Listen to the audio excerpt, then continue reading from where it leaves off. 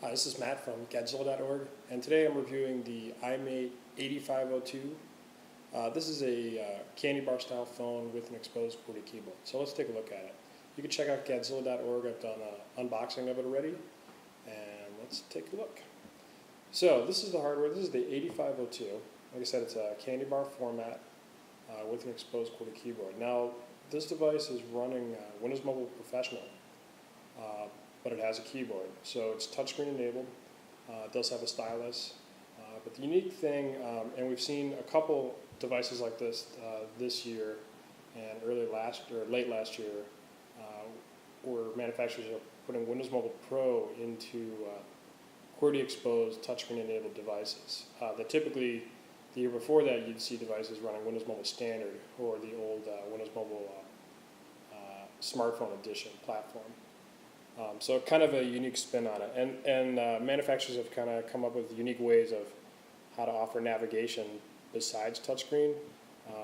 Here on the 8502 is a mouse. Just like the Samsung i780, that also has a touchscreen, that's a touchscreen enabled device, but also has a touchpad in the middle of it that is a mouse as well. So that helps navigation. But before we get into that, let's take a look at the hardware. So like I said, this is the iMate 8502 with an exposed QWERTY keyboard. It's a 3G device that'll run on the 1900 850 band here in the US, so you'll get 3G on AT&T quad band device. It has Bluetooth, Wi-Fi, and built-in GPS as well. It takes micro SD slots, or micro SD cards, excuse me.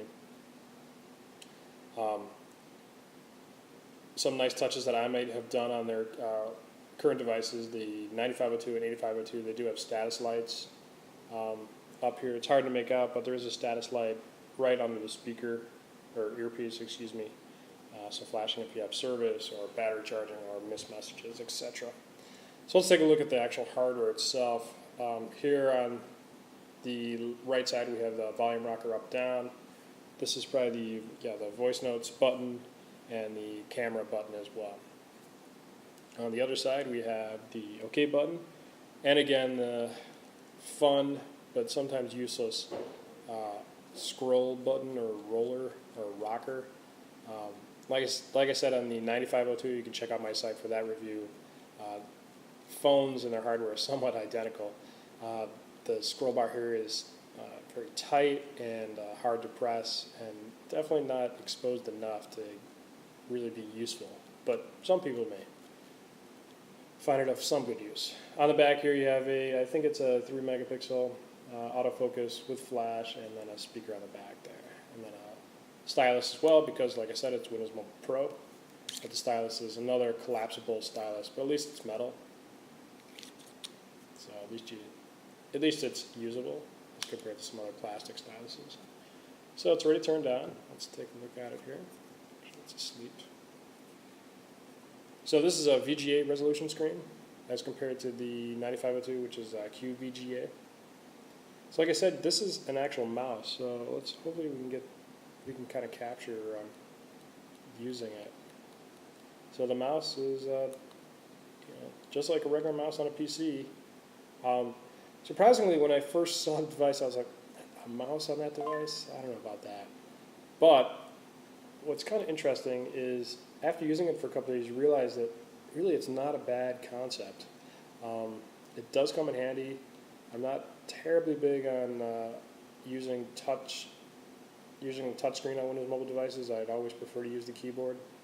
And this device kind of helps that, because now I barely have to use it, especially now with the mouse. I can navigate better, and then I can still use some keyboard shortcuts to get around as well. So not too bad. Thickness-wise, it's definitely not bad. I don't have my 9502 with me right now, but it's a lot thinner and a lot more usable and a lot more pocketable from that perspective. One great thing about this device is compared to a lot of devices I've looked at, I don't know if you can really see the keyboard itself, but the keys are not just raised, but they come to almost little pyramids that definitely help hit those targets a lot easier. Initially looking at the keyboard, you realize, wow, that's really small, but really it's not that bad. Once you start using it, because they come to points, you could actually hit them really well. I haven't really tested how fast I could type on it, but pretty comfortable. Kind of reminds me of like the Trio devices a little. Obviously, the Trios, the keys are a lot more spaced out, and the keys are bigger, but the device was a little wider as well. So last hit here, we'll take a look at the buttons. And in front of the device, we have obviously the mouse. We have the right and left menu buttons. You have the OK button, start menu, and the OK and end call buttons, and then of course the keyboard itself. Overall, the feedback on the device is actually very good. It's very light. It is all metal, so there's almost no creak. It's very solid. Definitely wouldn't have any problems, worrying about it getting damaged. The only gripe I have about the device, performance is not bad. For Windows Mobile 6, it's actually not that bad.